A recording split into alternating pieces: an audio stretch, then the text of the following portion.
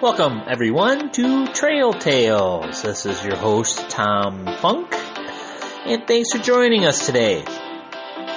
We'll continue our million steps, and we are in the Sturgeon Gorge wilderness area today, and I think technically it's a 0 day, although I did do some hiking to make up for skipping ahead yesterday. So I'm in the Sturgeon Gorge wilderness area, and I hike 16 miles, 8 out, 8 back, and up to a trip total of 151 and a half miles. So gravel roads, 7 degrees and sunny, and I have the occasional horse fly. Man did not weave the web of life. He is merely a strand in it. Whatever he does to the web, he does to himself. Chief Seattle. A trickle is all that remains from a once raging river. A river that would normally carry whitewater rafters can barely support a canoe. However, that does not matter to me. It is the quiet comfort, the precious water, and the enjoyment it provides me that I care about. What a wonderful day for doing laundry. This is a wonderful day for taking a walk, reading, and enjoying nature. I start my day with a hearty breakfast consisting of oatmeal, and I realize it must not be all that bad if I eat it all of the time. Of all the breakfasts I brought with me, oatmeal is my favorite. It cooks quickly, it's filling, and tastes just wonderful with maple syrup, as my dad likes to call it. Reading while eating, and Rashkilov is persuading his sister to deny Petrovich's advances, while Rashkilinov himself is making advances to his favorite urchin, Sonia. I start reflecting about what Ed said earlier about reaching a point where work has left my brain. It has. Going 2 weeks into this trip, I'm thinking very little about what is going on at work. My only worry is that during my absence, they realize they don't need me. Maybe I'll come back to a few boxes in my office and they'll ask me to get out. Who knows? But I know that's not going to happen. I feel I've reached a peaceful point in my trip. Work does not worry me. It's just me and my mission to accomplish this task before me. That is my job. Also, part of my job entails keeping away from bears. Ed and Cheryl invite me over for breakfast. What is nice about car camping is that you can bring as much stuff that will fit in your car. I can only bring what I can carry. Big difference.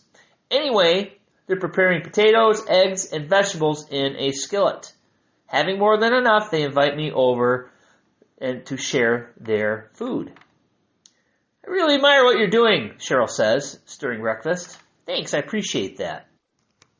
We talk about what we are going to do today. I have a topical graphical map of the area, and I'll be spending my day in the gorge. I will walk up to the next intersection and basically turn around. It'll be about a 16-mile walk, but without my pack. I'll only bring my water, my binoculars, and my fanny pack.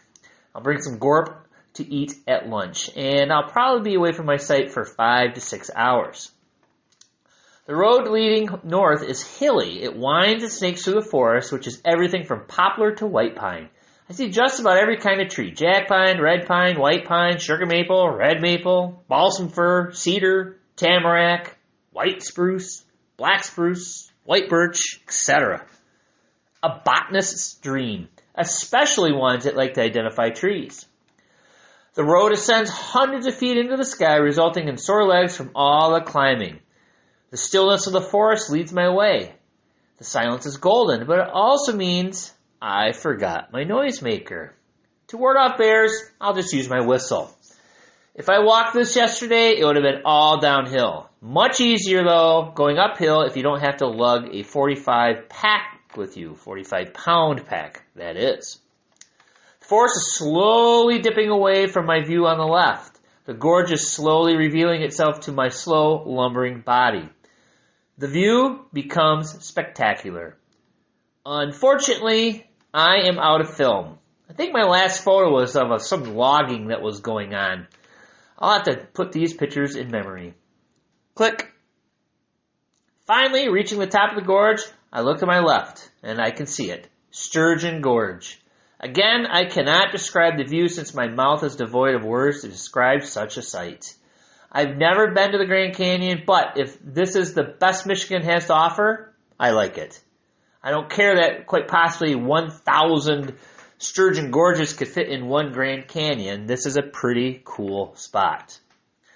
While viewing the canyon, sweeping my eyes over large treed crevices in the ground, I see that the sides are very steep but treed. There isn't a house in sight, no sign of man. Feeling gravity's pull, I find myself walking towards the edge, wanting to climb down the banks and follow the river back to my site. I know better than to do that. Awestruck, I don't even eat. I just stand there, looking. I cannot do justice in describing Sturgeon Gorge in script. This gorge must be 10 to 15 miles long by 2 miles wide. Looks like a miniature Grand Canyon, but with the trees. This gorge has to be really, really good looking in the fall with all the changing colors. In the winter, I'll bet you can see the shape of the gorge without the leaves. Absorbing this moment, this one goes in the photo album in my brain.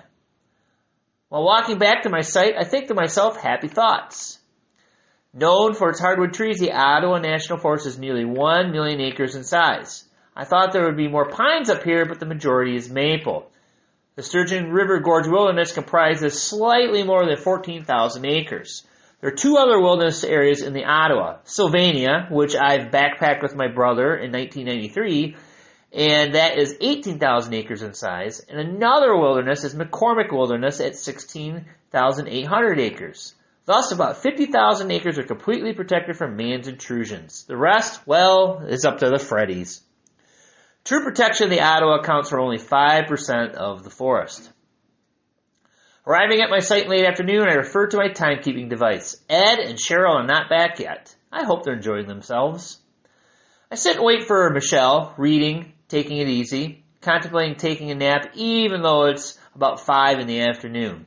I cannot pass up lounging on my sleeping pad absorbing some sun. Michelle arrives around 7:30 p.m. I've known her for about 8 years, and I met her through my friend Dan Miller. Hey, you remember Dan? His wife is sending me my supplies? Well, she now lives in Lansing and is driving up here all by herself to hike one whole day with me. I think she is half crazy. Her boyfriend Ryan thinks so too.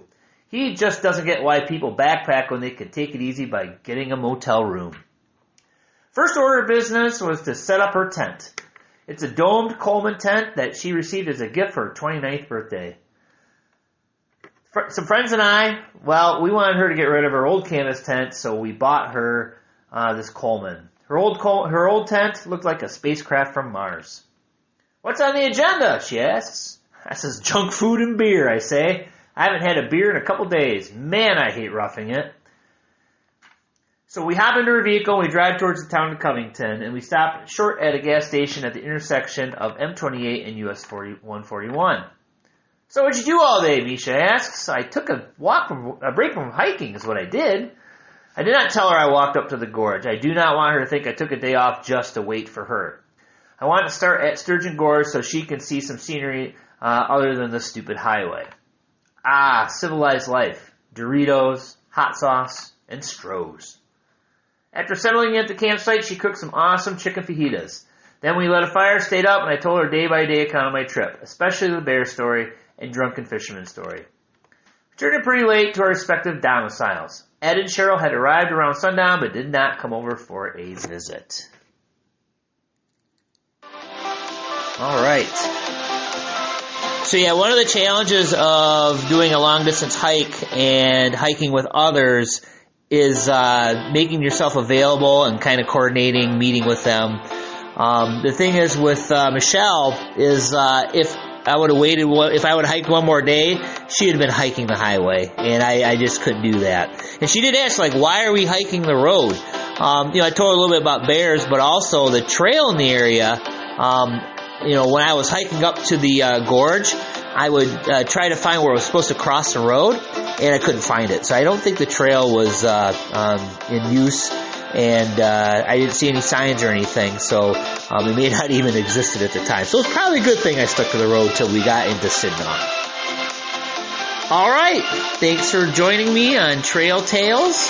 I am your host, Tom Funk, and I appreciate you listening, and we will see you again.